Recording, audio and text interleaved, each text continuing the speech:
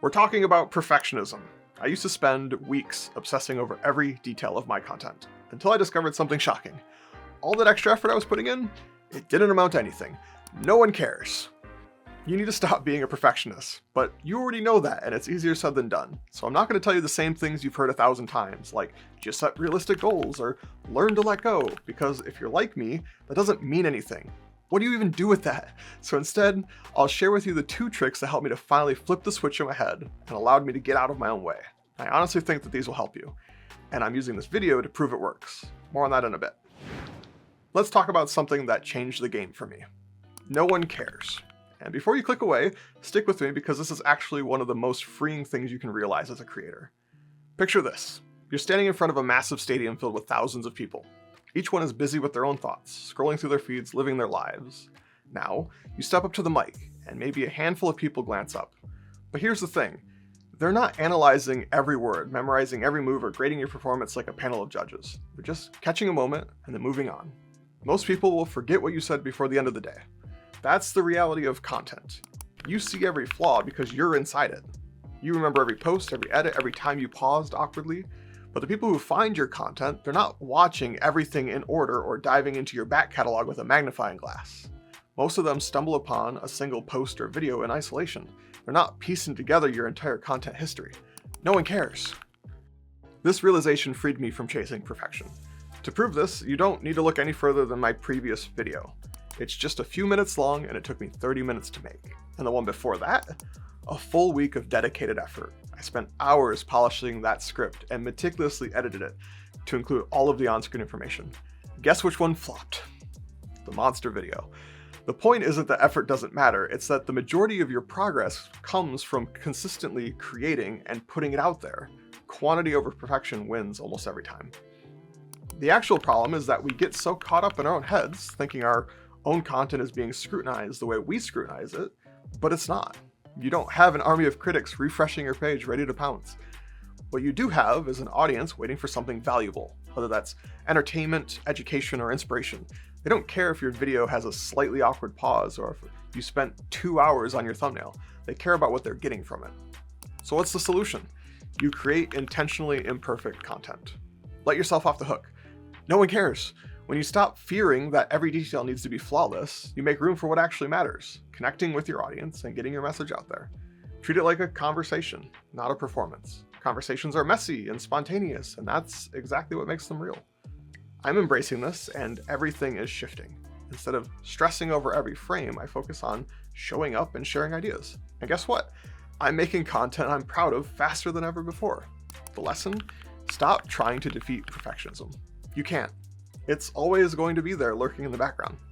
And that brings us to the next switch to flip, the part where I'll explain how you've been thinking about this wrong the whole time. Let's talk about perfectionism, and not in the way that most people do. We've all heard the same story. Perfectionism is the villain. It's that annoying voice in your head nitpicking everything, causing you to overthink, stall, or scrap your projects entirely. It's that voice that whispers in your ear, what if it's not good enough? We're told to fight it, resist it, push through. But what if I told you perfectionism isn't the enemy? Imagine you're on a road trip and perfectionism is sitting in the passenger seat. Most people treat it like a backseat driver from a nightmare, shouting directions and making the trip miserable. But here's the truth. Perfectionism isn't some outside force that hijacked your brain. It's you. It's a part of you. You packed it for this trip. And you know what? It's there because it cares. And it just has a weird way of showing it. I get it. I used to feel like I was in this constant battle with it too. I saw perfectionism as this force working against me, sabotaging me at every turn. I thought the only way to get things done was to sucker punch it in the face or to ignore it completely. And sometimes, yeah, brute forcing your way through works for a little while, but ignoring a part of yourself only works until it doesn't. Here's the real problem. Perfectionism isn't going anywhere. You can't kick it out of the car, and trying to ignore it only makes it louder and more insistent. And when you keep treating it like the villain, you miss the chance to learn what it's actually trying to say. Perfectionism, at its core, wants to protect you from embarrassment, from failure, from rejection. It's just a little overprotective and doesn't always know the best way to help. So what's the solution? You don't defeat perfectionism, you work with it. Instead of treating it like the antagonist, think of it as a teammate with terrible communication skills. You have to set expectations and have a little heart-to-heart. When that voice pipes up and says, "This isn't good enough," instead of arguing or shutting it down, ask, "What are you really worried about?" For content creators, this is huge. That voice telling you that your video isn't ready or that the post could be better, sometimes it's flagging something worth addressing. Other times, it's just fear in disguise. But when you start listening to it, you can sift through what's actually helpful and what's just noise. You're no longer locked in a tug of war, you're collaborating. Now, does this mean that perfectionism magically becomes your best friend? Nope, it's still going to be annoying at times. But when you stop seeing it as the enemy, it loses all power to paralyze you. It becomes a tool instead of a trap. For me, this mindset shift was everything. Instead of exhausting myself fighting that inner critic, I learned to check in with it. I started asking questions. Is this worth holding up the entire project for? Am I trying to make this perfect or just clear? I'm not perfect at this, ironically, but it changed how I approach my work. When you work with perfectionism instead of against it, you'll notice a massive difference. You'll spend less time obsessing and more time creating.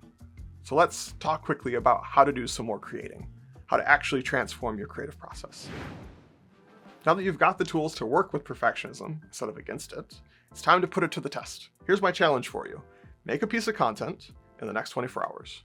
Doesn't matter if it's a post, a video, a graphic, just create something and put it out there. Don't aim for perfection, just aim to show up. Give yourself permission to make something that's just good enough or even bad. Just post something. Remember, no one cares. To prove it's possible, I've done the same thing. The very video you're watching, I made it using the same 24-hour challenge. Scripted, filmed, edited, and ready to upload in a single day. If I can do it, so can you. And once you've done it, you'll see how freeing it is to let go of the need to make it flawless. If you're looking for even more ways to improve your creative process and to stay inspired, I've got something just for you. Check out my newsletter, Boundless Creator. It is packed with tips, insights, and advice to help you grow on your creative journey, and it lands in your inbox every week. Whether you're trying to overcome perfectionism or come up with better ideas or build consistency, it's all there to keep you moving forward. I put a link in the description that will also give you my free content strategy worksheet as a little freebie for signing up. If you're ready for more inspiration, I've got the perfect next step. Check out my short video that I mentioned. It breaks down why you shouldn't listen to every piece of advice that you hear, including mine. And in just a few minutes, it'll give you the reminder you need to focus on creating your way.